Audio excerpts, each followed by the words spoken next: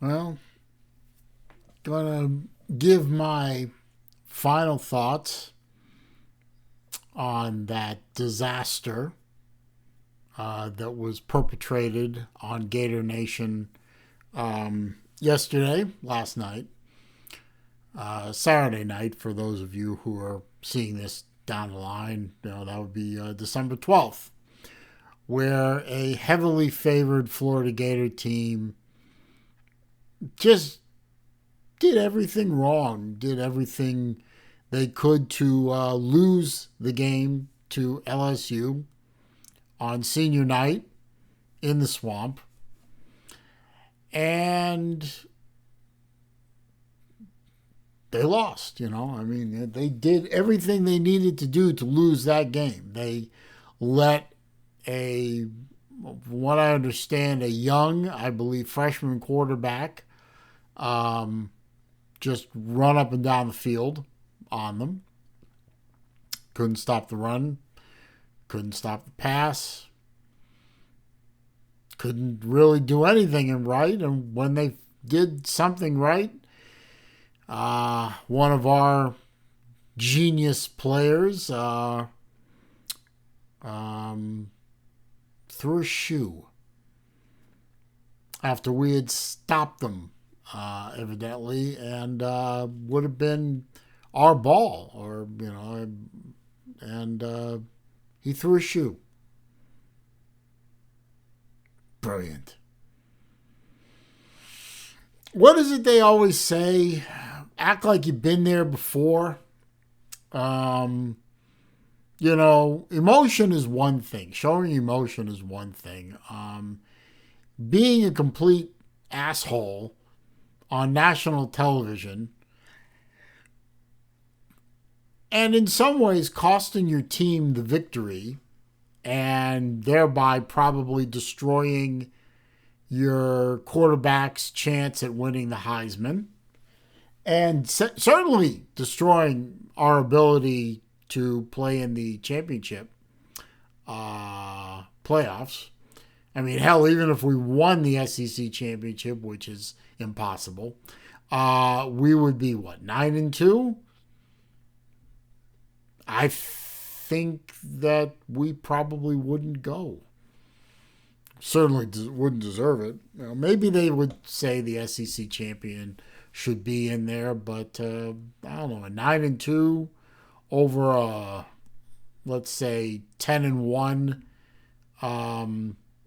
Notre Dame. Hell, I'd put Notre Dame in first. But that's an academic question because we're not going to the playoffs. Now, as I make this video, my friend Uncle Lou hasn't released his "Your Season Is Over" video. I don't even know if he's going to do it or not. His video releases have been a little iffy lately. I mean, he hasn't done a hype and hate video in a while, and there have been once or twice he hasn't done some videos he normally does. So I don't know if he's going to bother whether your season is over, although, this is a prime opportunity to laugh at his second most hated team in all of college football. I believe he hates South Carolina a bit more than Florida. So I don't see why I wouldn't make a video.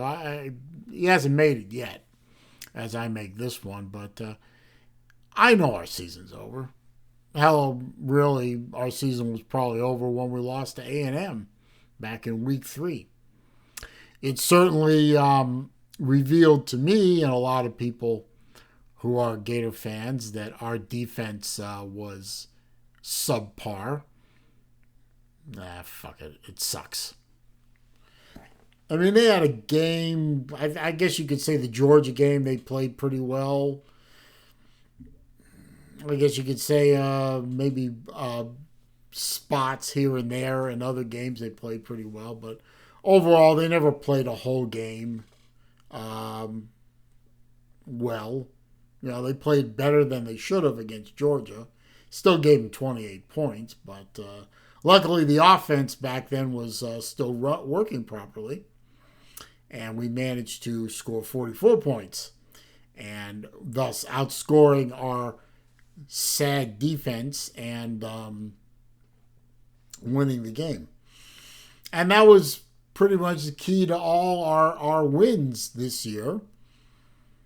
We had an offense that was capable of scoring on almost every possession and thus outscoring our own defense, who pretty much couldn't stop anyone from scoring on their possessions. So pretty much every game for the University of Florida in 2020 became a contest between who had the ball last. Was it our offense with the ball last, or was it our defense trying to prevent something last? In the LSU game, we actually had the ball last. I guess we just didn't get it done. We didn't get it done. I mean, yeah, Marco throwing the shoe cost us dearly. But as the saying goes, one play does not a game make. Yeah, I mean, you could point to a play here and a play there in any game and say, you know, these 3 or 4 plays were key plays. Okay, I'll stipulate to that. But when you look at a game, it's the entirety of the game that determines the outcome. And the entirety of the LSU game, our defense played horribly. They certainly didn't play capable of winning the game. We really needed our offense to play to win the game. They didn't. They did score, 34 points. But when you can't stop your opponent from running up and down the field on you and scoring, you lose. And we lost because our defense could not step up when it needed to. LSU was constantly in third down and long yardage situations, and they were able to convert a lot of those. There were third and shorts. There were second and shorts. There were opportunities for the defense, if they had just made a play here and there, to stop a drive in its tracks, and they didn't. They didn't. And this was against a depleted LSU team that had been recently blown out by Alabama. I mean, absolutely destroyed. And we couldn't step to the challenge. We couldn't do it the whole game. I don't know about a lot of other Gator fans, but I spent the entire game waiting for Florida on either side of the ball to step up, make a play, and stop this before it became the disaster that it turned into. And then when they finally did, on occasion, make a play, they would do something stupid and throw that good effort away. And one kid made one of the most boneheaded plays I've witnessed in multiple decades of watching the Florida Gators. This had to be top 2 boneheaded plays of all time in the annals of Gator history. In my opinion, this kid should be off the team at this point. Pull his scholarship and kick him off the team and say, the transfer portal is over there. Step in, don't turn around, see ya. And you will go down in the annals of Florida Gator football history as one of the biggest idiots to ever wear the orange and blue. And go play at some JUCO somewhere and then transfer to Tulsa. Enjoy that. Just get him off our team. As for Lardass, he just proved once again he doesn't know what he's doing. He has no right to be a coach at the University of Florida. And I've been waiting for something to pop up on my phone saying Todd Grantham has been relieved of his duties at the University of Florida. I know it isn't going to happen, but you can hope. So here's what I have to say. Now that door is closed. We are now an 8-2 team. We won the East. Congratulations to the team, except for Marco. Fuck you. You won the East. You beat Georgia. That's great. You beat Tennessee. That's great. You beat Kentucky. That's great. You beat pretty much all the teams you were supposed to beat, except for A&M. You should have beat them. And you should have beat LSU on Senior Day in the Swamp.